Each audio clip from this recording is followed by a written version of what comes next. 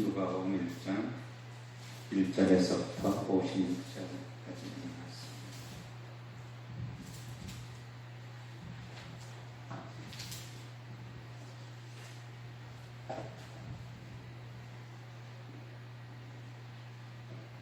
제가 읽습니다. 우리 중에 이루어진 사실에 대하여 처음부터 목격자와 말씀에 일꾼된 자들이 전하여준 그대로 내력을 조술하려고 붓을 든 사람이 많은지라.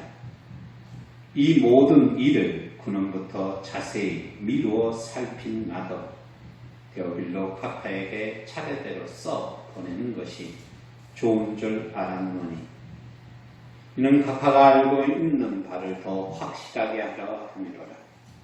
유대왕 헤롯 때에 아리아 바늘의 제사장 한 사람이 있었으니 이름은 사가랴요.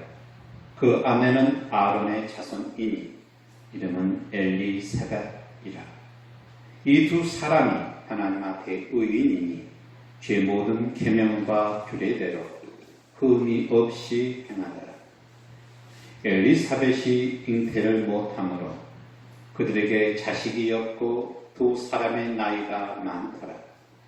마침 사가랴가 그 반열의 차례대로 하나님 앞에서 제사장의 직무를 행할세 제사장의 전례를 따라 제비를 뽑아 주의 성전에 들어가 분향하고, 모든 백성이 그 분향하는 시간에 밖에서 기도하더니 주의 사자가 그에게 나타나 향단 우편에 선지라.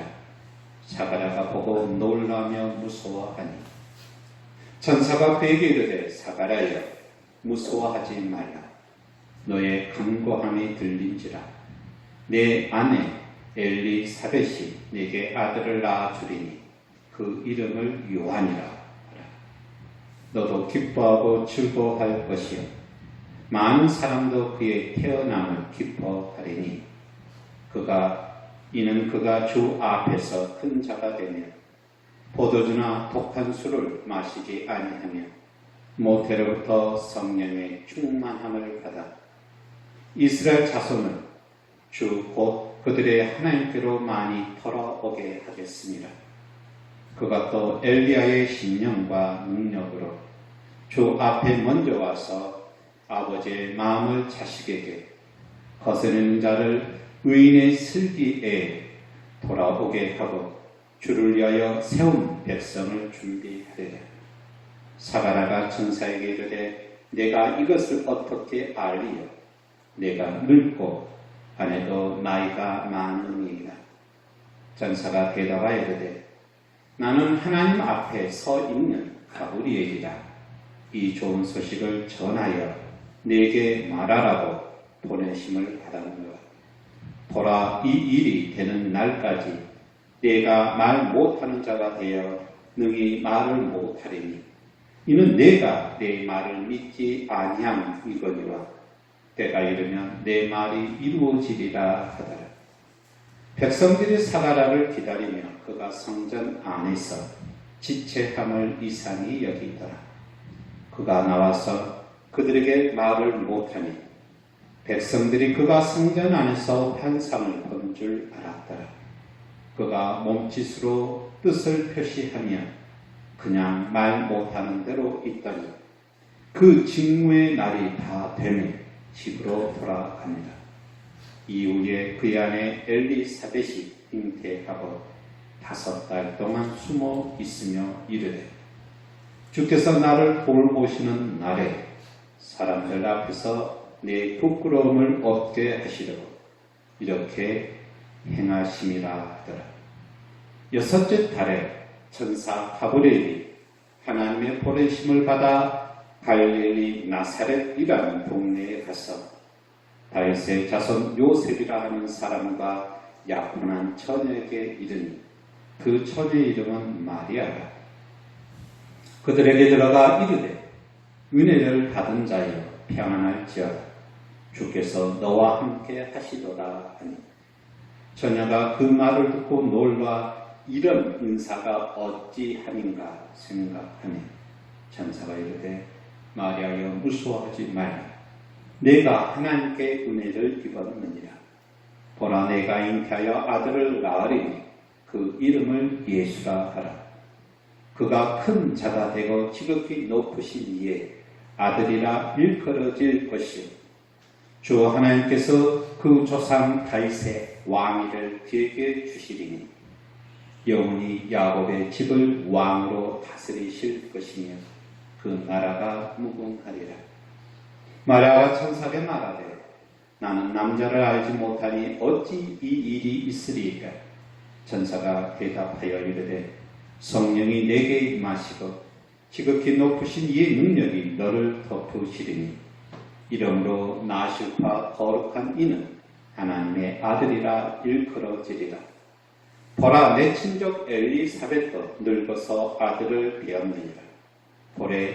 본래 임신하지 못한다고 알려진 이가 이미 6달이 되었나니 대저 하나님의 모든 말씀은 능하지 못하심이 없느니라.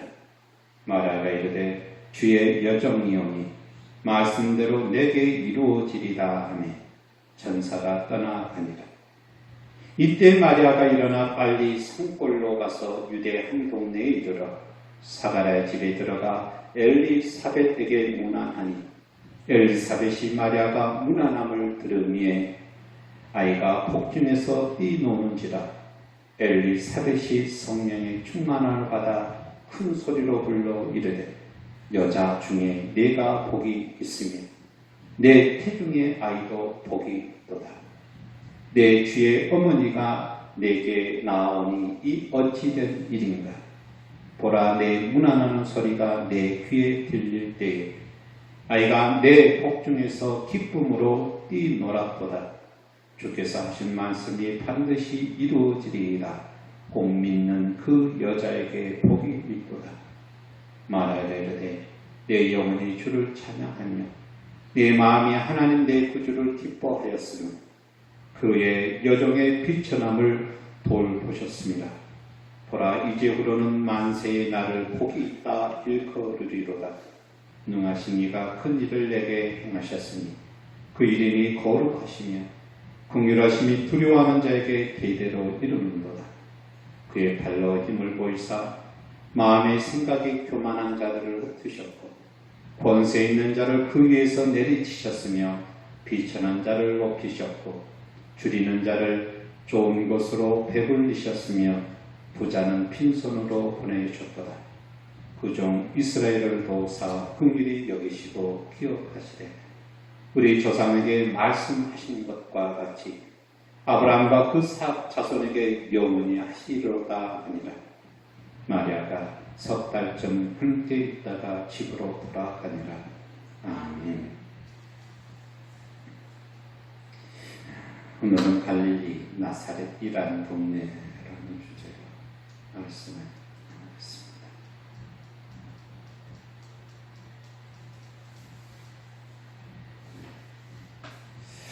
오늘부터는 누가복음에 있는 말씀을 살펴보겠습니다.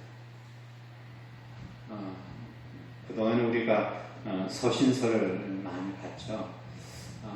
데살로니가전서 그리고 고린도전서 그리고 에베소서 있는 이 말씀을 1년 반 동안 이렇게 하나하나 살펴봤습니다.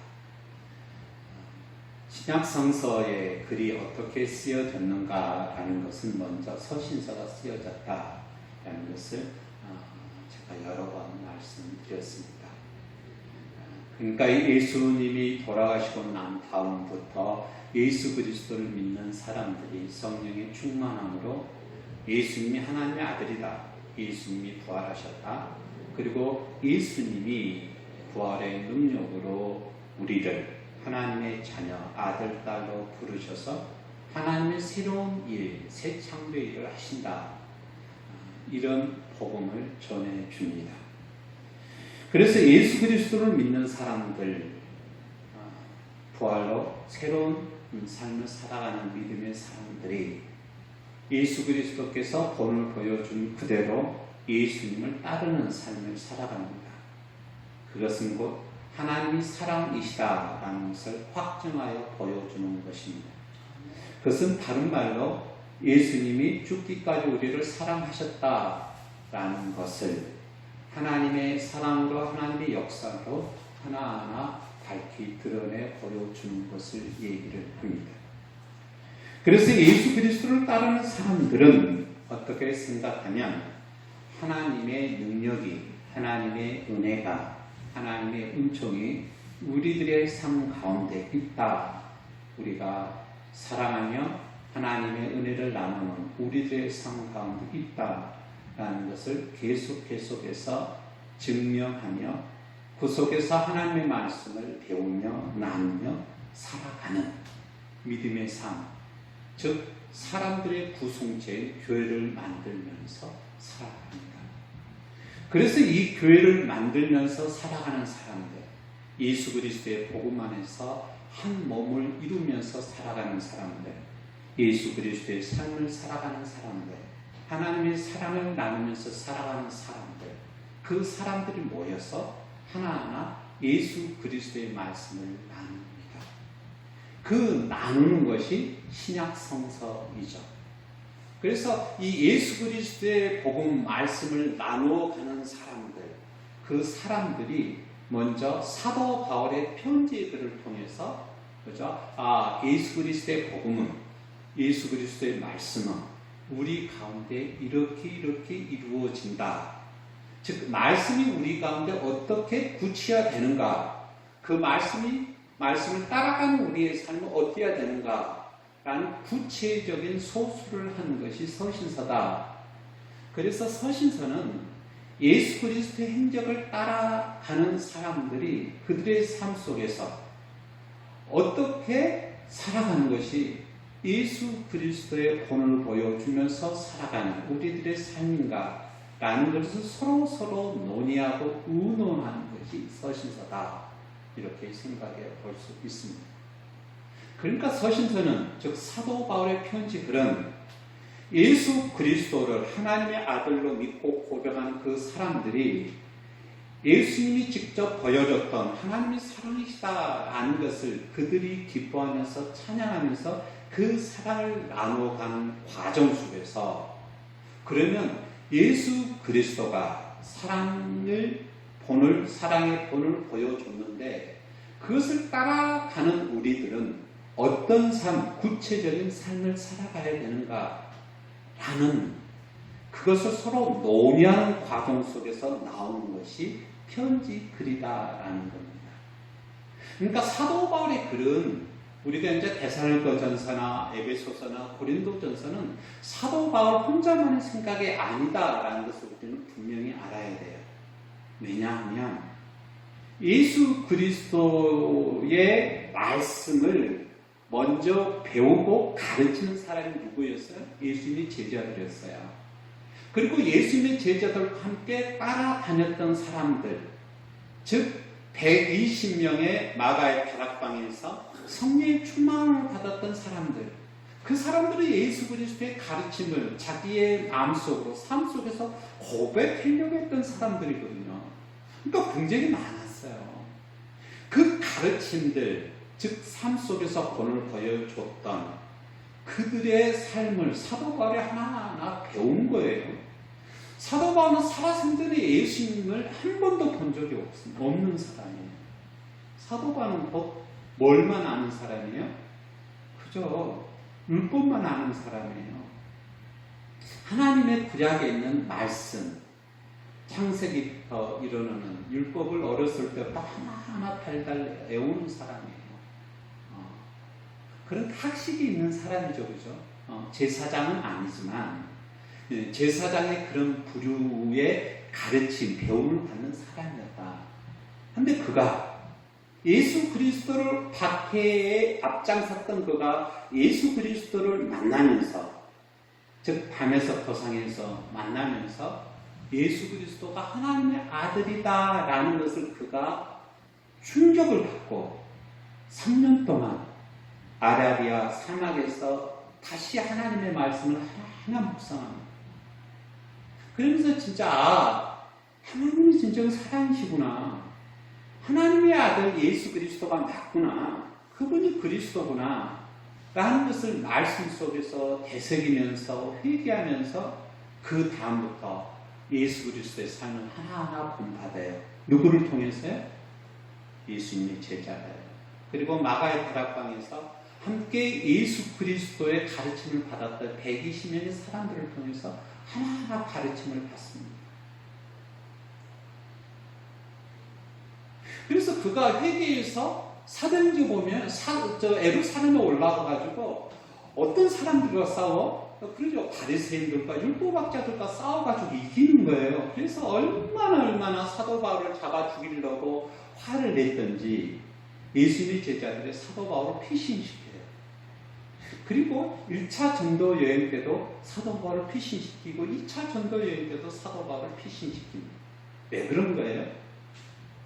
바리새인들이 보기에, 제사장들이 보기에 사도 바울은 그죠? 옛날에는 앞장서서 예수 그리스도 믿는 사람들을 박했던 사람인데 지금은 반대로 앞장서서 예수 그리스도는 하나님의 아들이다라는 것을 밝히 증언합니다. 그것도 무엇을 가지고요? 하나님의 말씀을 가지고. 그러니까 사도 바울은 왼수 중에 왼수예요. 바리새인들 입장 속에서, 유대인들 입장 속에서. 그러니까 회당에서 끊임없이 사도 바울을 쫓아다니면서 돌로 때려서 죽이려고 그러고 쫓아내려고 한 거예요. 자, 이런 상황 속에서 사도 바울의 서신서를 보자면 어떤 느낌이 들어요? 사도 바울은 하나님의 말씀을 먼저 알았던 사람이에요. 구약의 율법에 정통했던 사람이에요.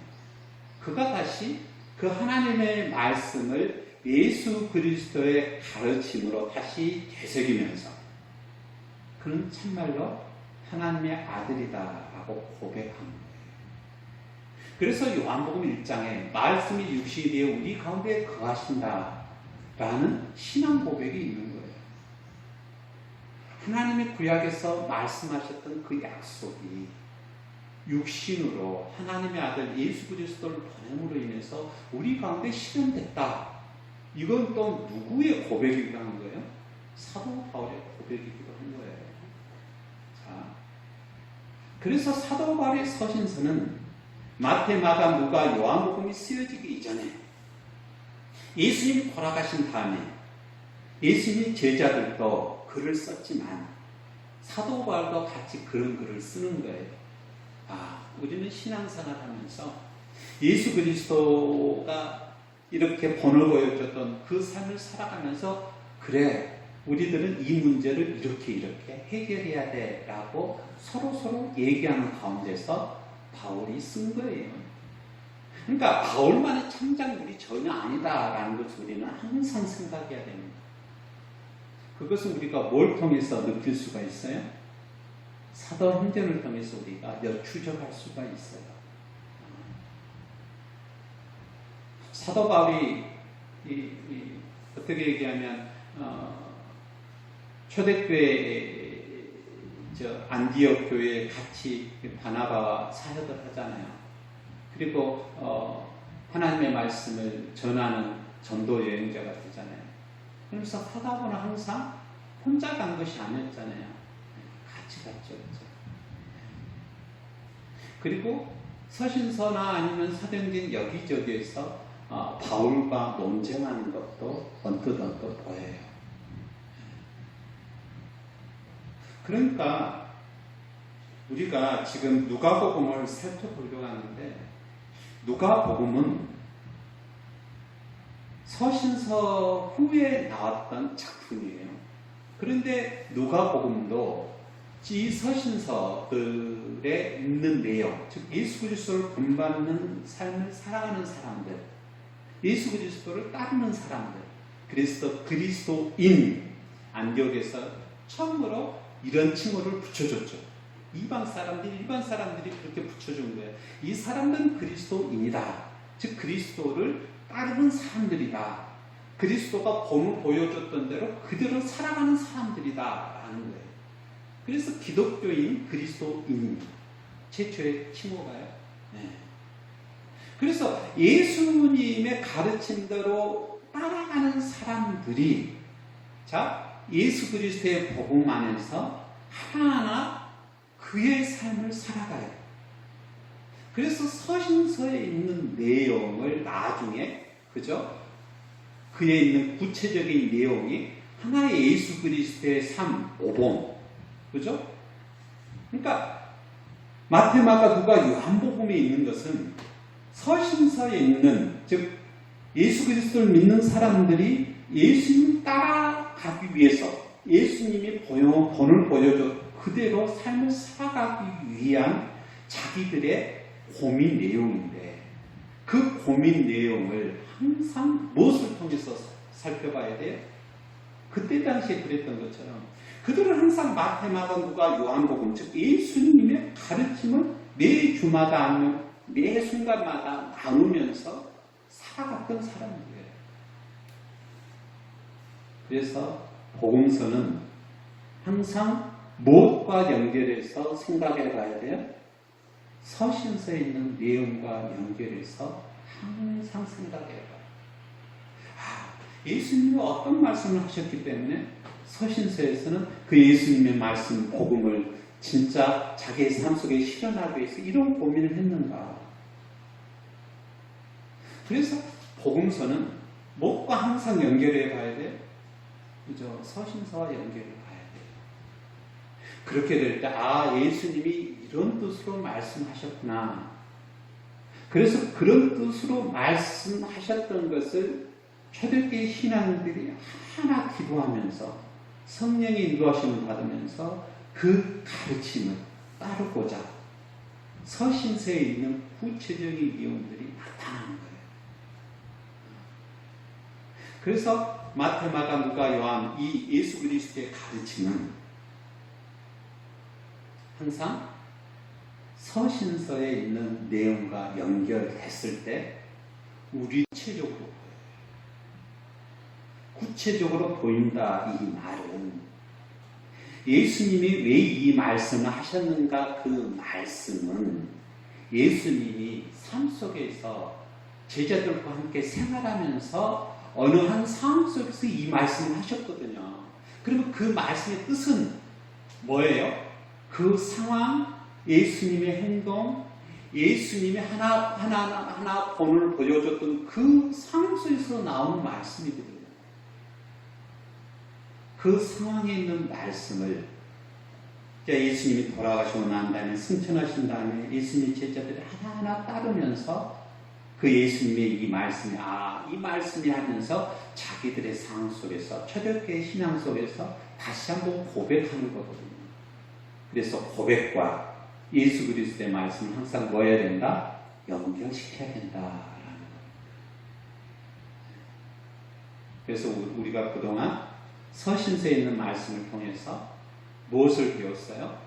요한복음 13장, 그죠? 34절에 있는 것처럼 내가 너희한테 새 계명을 전하노니 서로 사랑하라. 너희가 서로 사랑하면 세상의 모든 사람들이 너희가 내 제자인 줄 알리라. 라는 초대교회의 선언. 자, 그 초대교회의 선언은 예수 그리스도가 직접 하셨던 말씀이지만 그 선언은 데살로니가 전서에도 나와 있고 그리고 고린도 전서에도 나와 있고 그리고 에베소에서도 나와 있다라는 거 우리가 잘 알죠. 그죠? 고린도전서 13장에 유명하잖아요. 사도 바울이. 우리는 믿음 생활해야 돼요. 소망 생활해야 돼요. 자, 그러나 성령의 가장 지고한 것, 가장 귀중한 것, 즉 모든 성령의 은사의 가장 중요한 것은 사랑이다라고 얘기하면서 믿음, 소망, 사랑 이 세 가지는 항상 있을 것인데 그 중에 제일은 사랑이라고 고린도전서에서 얘기하는 이유가 거기에 있는 거죠. 그래서 예수님이 요한복음 13장 34절에 내가 너희한테 새 계명을 말한다라고 얘기합니다. 새 계명을 말한다. 이것은 마태복음에서도 나와요. 그죠? 율법학자 대화 속에서 하나님의 말씀은 하나님을 사랑하는 것, 내 이웃을 내 마음까지 사랑하는 것, 이 한 가지에 모든 것이 다 담아있다. 예수 그리스도가 십자가를 지면서 율법학자들과 논쟁 속에서 마지막 승리를 취하는 가운데에서 나왔던 말씀이거든요. 이거 사복음서에 다 들어있죠. 그죠? 자, 예수 그리스도의 가르침은 초대때 신앙들 가운데서 현실화됐는데 그 현실화된 것을 하나하나 구체적인 상황 속에서 쓴 것이 뭐였다? 사도 바울의 글이었다. 자, 이것을 얘기하고 오늘부터 이제 누가복음을 다시 들어갑니다. 그래서 누가복음을 봤을 때 항상 우리는 무엇으로 생각하면서 봐야 돼요? 초대교회 신앙인들이 서신서에 있는 이 말씀을 하나하나 구체화시키면서 우리는 이런 삶을 살아야 돼. 예수님이 이런 본을 보여줬어. 그 본을 보여줬던 것을 따라갔던 이 사람들이 매 주마다 서로 만나면서 이 예수 그리스도의 복음, 누가복음을 서로 얘기하면서 그것을 서로 그들이 나눴다라고 생각하면서 읽어야 돼요. 그러니까 우리들의 상황 속에서 이 복음서를 바라보면 좀 이상한 각도가 될 수가 있어요. 이상한 아니면 추리나 그런 거에 될 가능성이 있어요.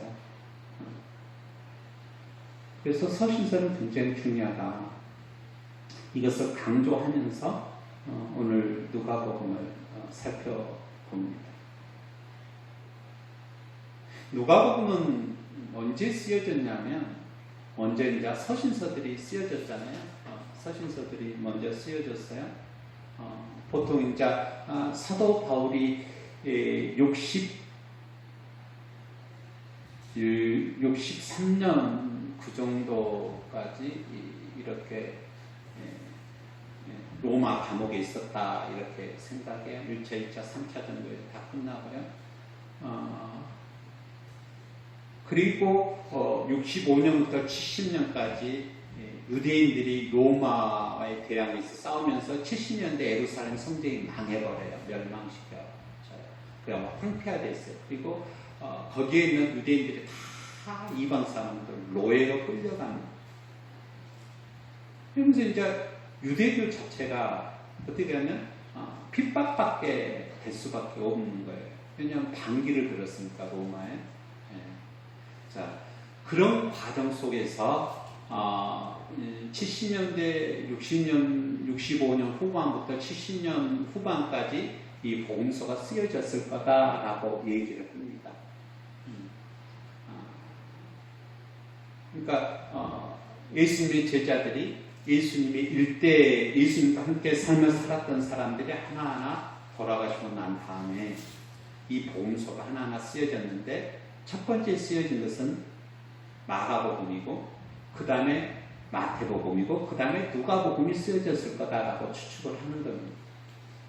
그래서 이제 누가복음은 한 65년 후반대 사도 바울이나 베드로가 다 죽고 아니면 70년도까지 이렇게 후반 넘어서까지 누가복음이 쓰여진다라고 얘기를 해요. 그리고 우리가 알다시피 오늘 누가복음을 보면 이런 얘기를 해요. 우리 중에 이루어진 사실에 대하여 처음부터 목격자와 말씀에 일꾼된 자들이 전해준 그대로 내력을 저술하라고 붓을 든 사람이 많은지라라고 얘기합니다. 우리 중에 이루어진 사실, 우리라는 것은 서로 굉장히 친밀한 사람들이에요. 이루어진 사실 이것은 성취하다, 완수하다라는 플레로포레오라는 단어예요. 플레로포레오라는 단어예요. 우리 중에 성취되는 사실, 성취되는 일이에요. 우리 중에 성취되는 일. 그러니까 예수 그리스도의 복음은 우리 중에서 성취되는 거예요. 어느 입장 속에서 성취되는 거예요?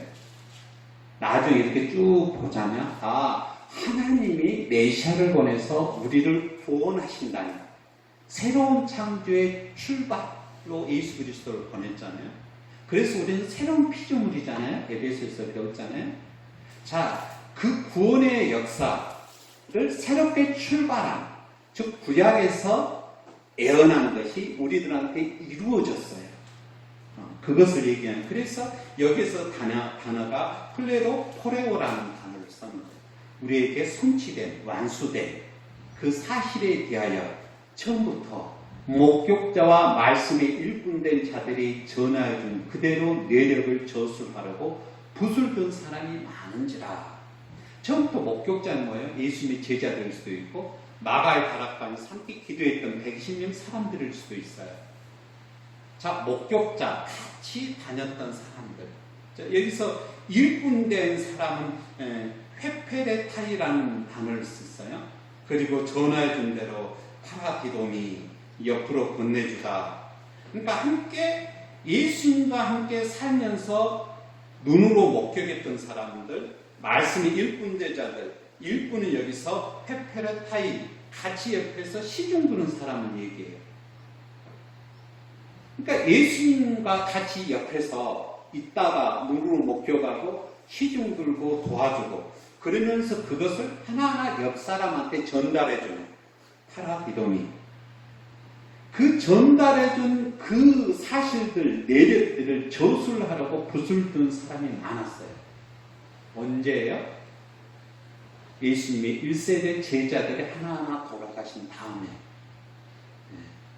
그러니까 목격된 사실은 서신서가 쓰여진, 즉 예수님이 돌아가신 다음부터 끊임없이 초대교회 신앙인들이 서로 얘기를 합니다. 단편된 사실이죠.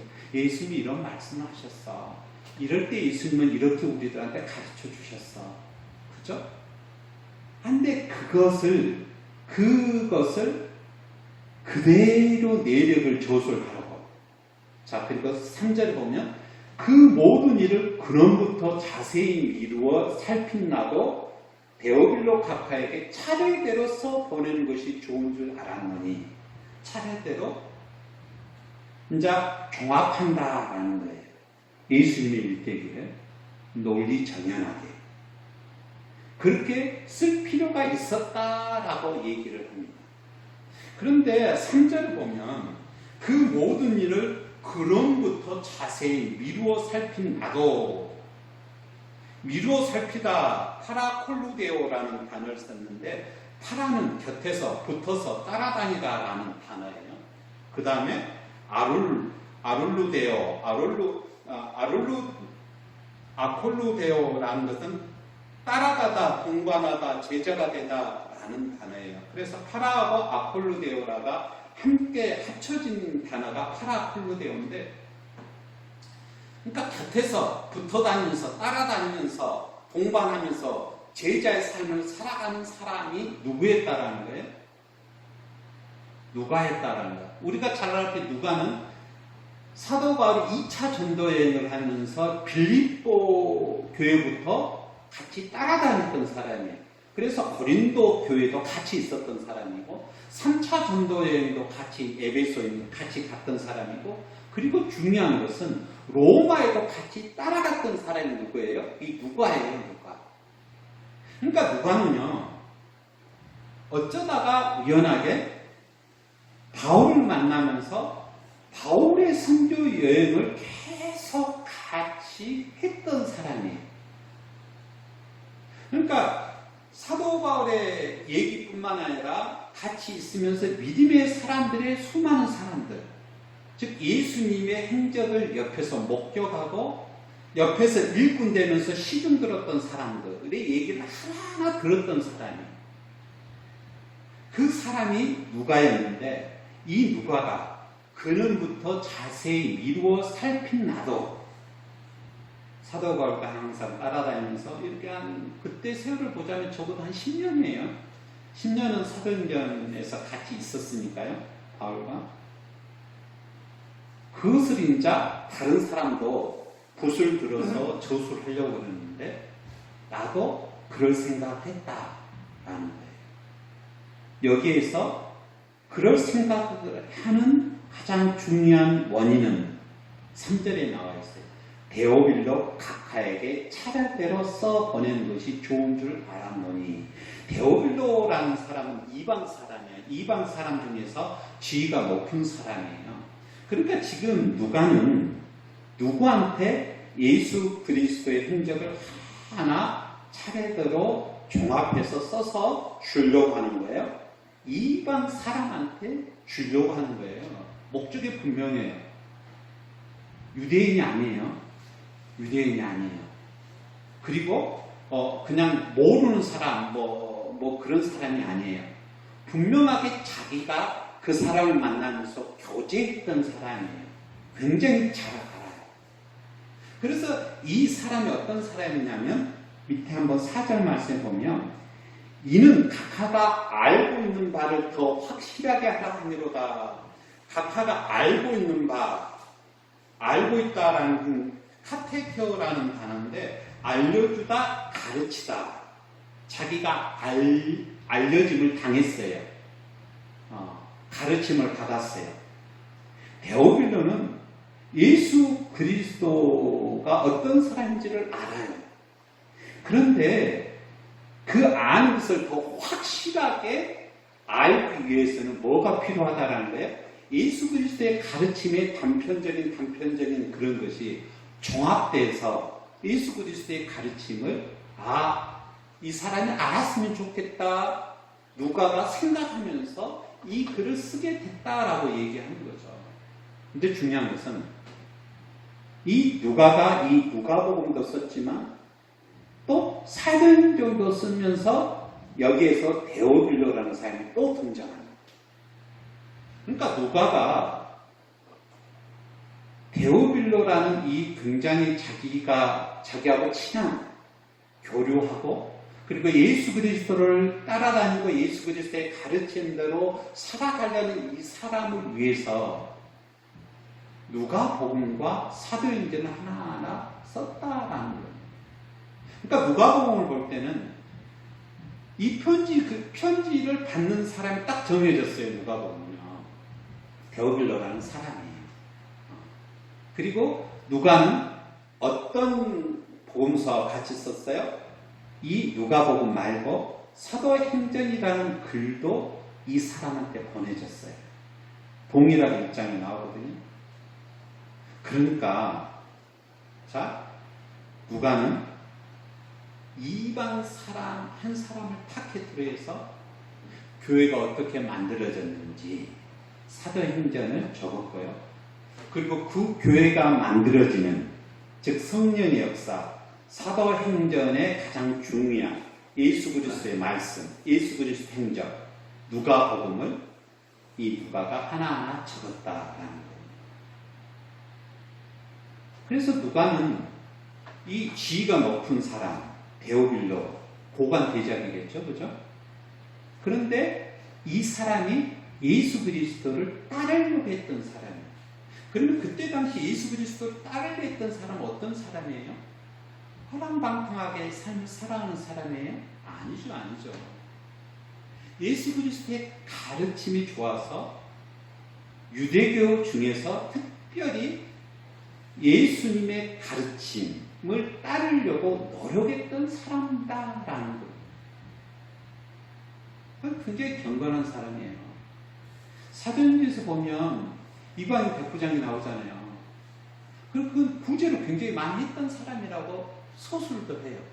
그러니까 예수님의 가르침을 받았던 사람, 이방 사람, 고관 대적이고 지위가 높고 그 당시 지위가 높으면 우리나라 얘기하면 귀족이거든요. 그러면 땅이 많은 사람이에요. 재산이 많은 사람이에요. 그러면 이 사람이 평소에 뭘 했던 사람이겠어요? 어려운 사람을 많이 도와줬던 사람이겠죠. 그래서 누가복음에는 어떤 도가 많이 나오냐면 연약한 자, 그리고 과부, 여자, 고아, 비천한 자에 대한 얘기가 굉장히 많이 나와요. 다른 복음사와 다르게요. 그래서 오늘 데오빌로 이 이방인 사람한테 제일 처음에 하나님의 아들 예수 그리스도를 잉태할 마리아, 마리아를 소개하기를 이 마리아는 어떤 사람이다 라고 얘기를 하냐면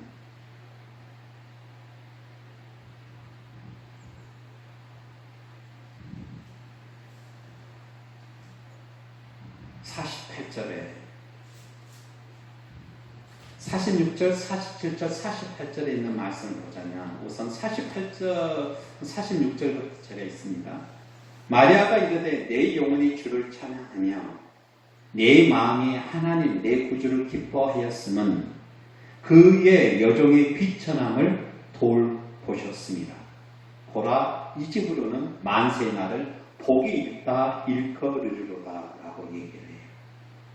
자, 처음에는 마리아가 가브리엘 천사를 통해서 내가 하나님의 아들 예수님을 잉태한다라는 얘기를 들었어요. 그래서 깜짝 놀라요. 그래서 긴가민가해요. 그렇지만 천사가 나타나서 얘기하니까 그 얘기를 굉장히 소중히 생각해요. 그래서 천사가 너의 친족 엘리사벳도 나이가 많은 할머니인데 지금 아이를 잉태했다라고 얘기를 합니다. 그런데 알고 보니까 엘리사벳은 누구였냐면 엘리사벳은 이 마리아의 친족이에요. 친족인데 마리아의 친족은 여기서 친족이다라고 36절에 보면 보라 내 친족 엘리사벳도 늙어서 아들을 배었느니라 라고 얘기했는데 여기서 36절에 이 엘리사벳과 마리아는 같은 친족인데 친족이라는 단어가 쉰게네스라는 단어인데 여자 친족을 얘기해요. 그러니까 남자 쪽 요셉의 친족이 아니라 자기의 친족이에요. 그러니까 어떻게 얘기하면 엘리사벳 여자 쪽의 가족인 거예요. 가족. 친정 가족이에요. 친정 가족 중에 한 사람이에요. 이 엘리사벳이. 그러니까 어느 정도 서로 아는 관계죠. 먼 친척이어도 아는 관계예요. 그런데 이 엘리사벳이 진짜 임신을 했는지 라는 것은 전혀 몰라요. 그때도 몰라요. 왜냐하면 오늘 말씀에 보면 이 엘리사벳이 그거에 대해서 전혀 알리지를 않거든요. 24절을 보면 이후에 그 안에 엘리사벳이 잉태하고 5달 동안 숨어 있으며 이르되 여기서 24절에 5달 동안 엘리사벳이 숨겼다라고 얘기를 합니다. 여기서 숨어 있을 때라는 단어는 파리클리보라는 단어인데 감추다, 숨기다 이 단어인데 페리하고 클리보라는 두 개의 단어가 합쳐졌어요. 클리보는 숨기다고 페리는 둘레에 또는 근처에 그러니까 완전히 둘레에 있는 모든 사람들이 모르겠고 완전히 감추는 거예요. 그러니까 감춰도 보통 감추는 것이 아니라 애초에 거동도 안 하고 완전히 감추는 거예요. 그래서 여자 친족임에도 불구하고 엘리사벳이 임신했다는 사람을 주변의 친척들이 하나도 몰라요. 그러면 지금 마리아도 모를 거잖아요. 그래서 가브리엘이 마리아한테 얘기하는 거예요. 야, 너도 지금 성령으로 잉태를 하는데 하나님이 이런 능력이 있어. 한번 확인해봐. 하면서 증언한 것이 엘리사벳의 잉태예요. 그래서 엘리사벳을 만났는데 정작 엘리사벳을 만나면서 마리아가 엄청나게 놀라는 거예요. 왜냐하면 엘리사벳이 진짜 임신했고요. 할머니가요. 그리고 엘리사벳이 자기를 엄청나게 축복을 하는 거예요. 44절 보면 보라 내 문화는 소리가 내 귀에 들릴 때 아이가 내 복중에서 기쁨으로 뛰놀았다. 그러니까 내 아이도 네가 되는 이 아이가 진짜 놀라운 사람이다라는 것을 안다라고 얘기합니다. 즉 메시아인 것을 안다라고 얘기를 합니다. 네. 그래서 43절에 보면 엘리사벳이 뭐라고 했냐면 내 주의 어머니가 내게 나오니 이렇게 얘기해요. 내 주님, 여기서 주는 퀴로라는 단어를 썼어요. 주님이라는 거죠, 주님. 내 주님의 어머니가. 그러니까 마리아가 임신한 이 아이 예수님이 나의 주님이다라고 누가 고백하는 거예요? 엘리사벳이 고백하는 거예요, 지금요. 그걸 누구한테 들었어요? 가브리엘한테, 천사한테 든 거잖아요. 자기의 이 요한은, 세례 요한은 그 예수님의 길을 평탄케 하는 자다라는 것을 자기도 아니까. 그래서 이 얘기를 들으면서 이 마리아가 얼마나 놀라면서 하나님을 찬양했는데 그 찬양의 글귀가 48절에 나옵니다. 그의 여정에 비천함을 돌보셨습니다. 이렇게 얘기해요. 마리아가 어떤 사람이었다라는 거예요? 비천한 사람이다라고 자기 스스로 고백을 하는 거예요. 그래서 여기서 한번 생각해 봅시다. 엘리사벳은 아론의 딸이에요. 그래서 한번 봐볼까요? 굉장히 지위가 높은 사람이죠, 그죠? 대제사장의 가문이잖아요.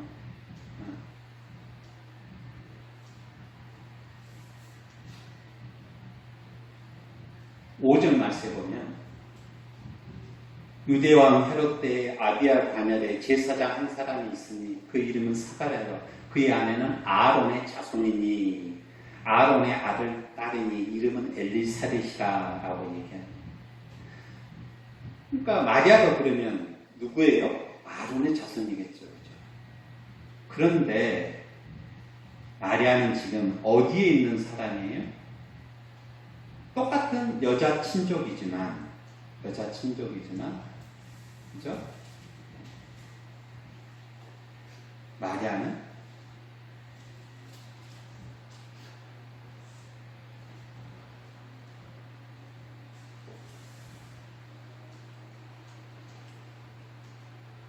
갈릴리 나사렛이라는 동네에 있는 사람입니다. 26절을 보면 천사 가브리엘이 하나님을 보내심을 받아 갈릴리 나사렛이라는 동네에 가서라고 얘기를 해요. 그러니까 마리아는 지금 어디에서 살아가는 사람이요? 갈릴리 나사렛이라는 동네에서 사는 사람이에요.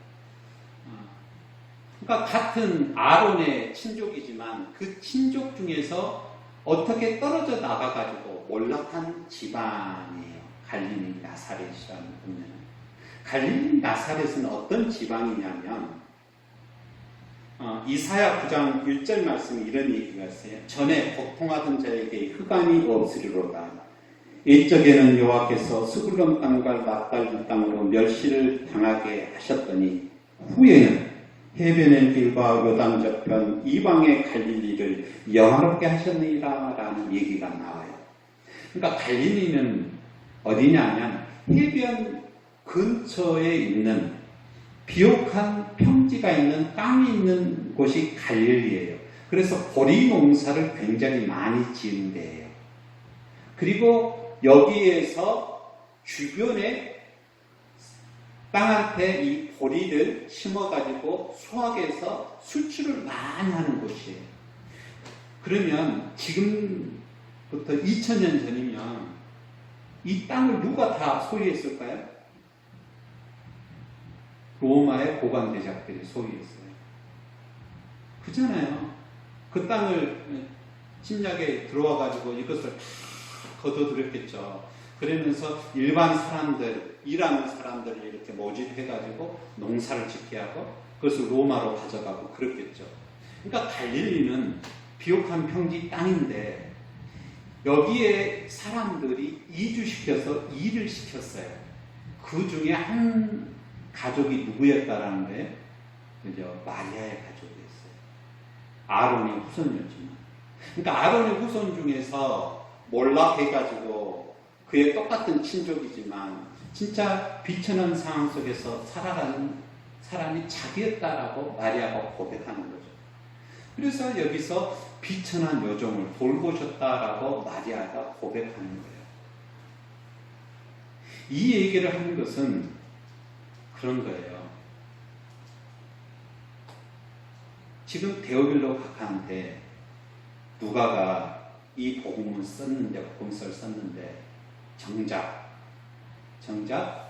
예수 그리스도 하나님의 아들은 누구의 배, 마리아의 이 배를 통해서 성령으로 낳게 되는데, 이 마리아는 어떤 인물이다라는 거예요?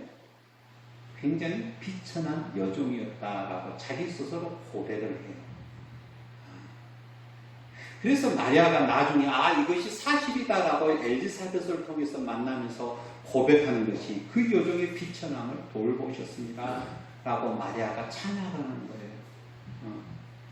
그러면서 49절에 능하신 이가 큰 일을 내게 행하셨으니 그 이름은 거룩하시며 긍휼하심이 두려운 자에게 대대로 이르는도다. 그의 팔로 힘을 보이사 마음의 생각이 교만한 자들을 드셨고 권세 있는 자를 그에 내리치셨으며 비천한 자를 높이셨고 줄인 자를 좋은 것으로 배불리셨으며 부자는 빈손으로 보내셨도다.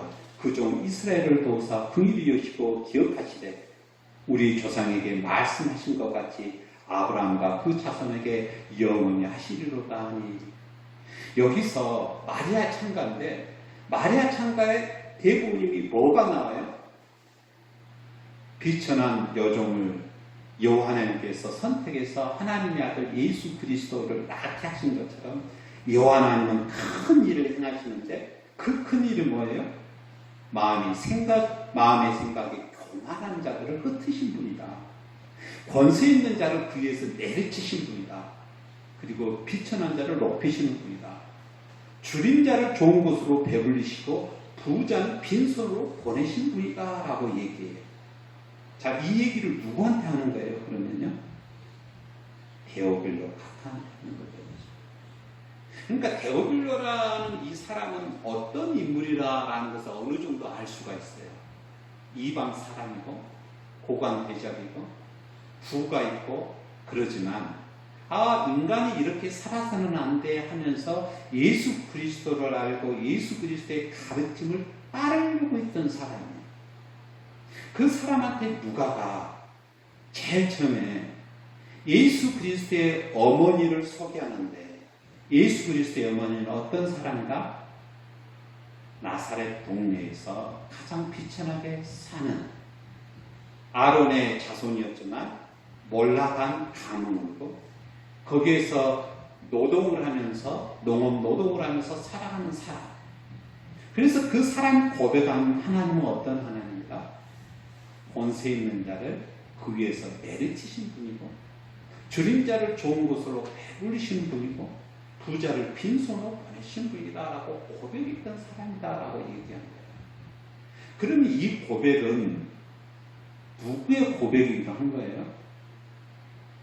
누가의 고백이기도 하지만 데오빌로가 이런 삶을 살았던 사람이었다라는 것을 어느 정도 추측할 수 있는 거예요. 그런 거예요. 제가요, 굉장히 높은 주위에 있어요. 옛날에 이제 일제시대를 보면 일본 사람이 엄청나게 자기 멋대로 하잖아요. 아무 사람 만나가지고 죽여도 아무렇지도 않잖아요. 근데 그 사람이 한국에 가난한 사람 하나하나 돌봐줘요. 자기의 지위를 다 버리고. 그런 삶을 살아가요. 자, 그렇게 상상하면 굉장히 이상한 사람이죠. 데오빌로가 그런 사람이었다라는 거예요. 그래서 하나님의 아들 예수 그리스도, 구약의 애언이 성취돼서 우리들 가운데 임하시는 하나님의 아들의 놀라운 역사를 알고 따라다니는 크리스찬들, 그 일원이 됐던 데오빌로 각하, 그한테 예수 그리스도를 처음으로 이렇게 표현했다라는 거예요. 그러니까 누가에서는 이런 얘기가 굉장히 많이 나와요.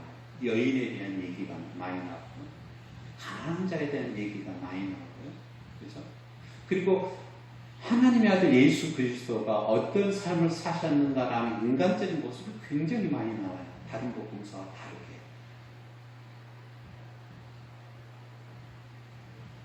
그래서 누가복음을 보면서 우리는 무엇을 생각해 볼 수가 있냐면, 초대교회 신앙인들이 어떤 마음의 결단을 가지고 예수 그리스도를 따르려고 했던가라는 것을 우리는 상상해 볼 수가 있어요. 그리고 서신서에서 우리가 얘기한 대로 특히 지난해 우리가 에베소서를 살펴봤잖아요. 우리는 새로운 피조물이라고 고백하고 외쳤다. 새 창조의 역사를 만들어가는 하나님의 거룩한 아들, 딸들이다라고 고백했던 사람들. 그 사람들이 유대인뿐만 아니라 누구야? 찍어서 고백했던 사람들. 그 이론의 한 사람이 누구였다라는 거예요? 데오빌로였다라는 것을 생각하면 그렇구나. 그래서 요한복음 13장 34절에 내가 너희한테 새 계명을 전하노니 너희가 서로 사랑하면 세상의 모든 사람들이 너희가 내 죄자인 줄 알리라 라고 고백했던 그 고백을 누가복음을 통해서 또한 다시 한번 확인해 볼 수가 있어요. 오늘은 나사렛 다윗의 동네 그곳에 누가 태어났어요? 하나님의 아들 예수 그리스도가 태어나셨어요. 비천한 여정의 문을 그 속에서요.